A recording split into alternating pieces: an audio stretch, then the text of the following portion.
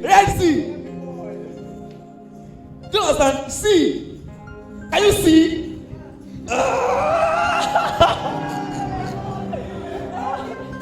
The things that we tag praise and worship today, the essence is, the praise will thank God for what God has done. The worship is to adore God. All right.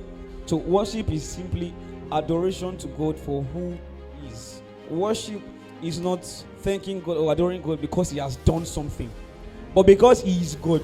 So God is raising men that would worship Him because He is God, not because He gave them school fees. Men that even if God doesn't give them school fees, they will still worship Him. Are you following me?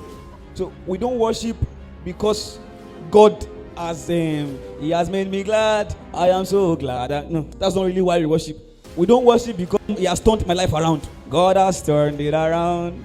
So can you worship Him?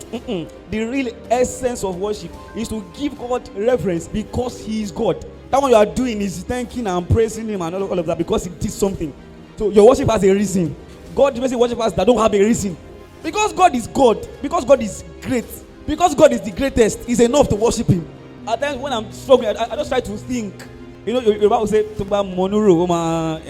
if you can think, you can worship. If you can meditate, you can worship. When I start to think of number one, how did a child enter into another woman? All right, how did a human enter into another woman? Because we have thought it is biology. We have thought it to be it's just science. It's just science. When a man and a woman, it's just science. No. But what kind of system is powering that thing for ages, for years, centuries, and it's still existing till date? It is the same thing in every woman's life.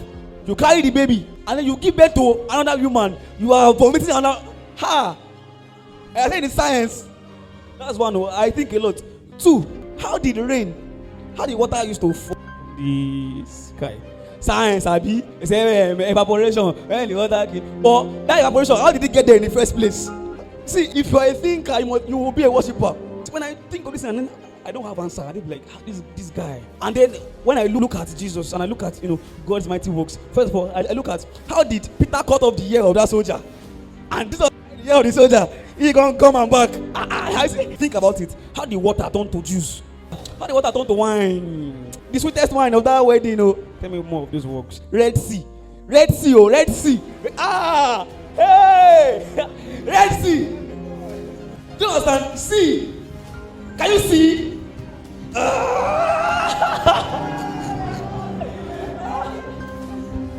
can you see?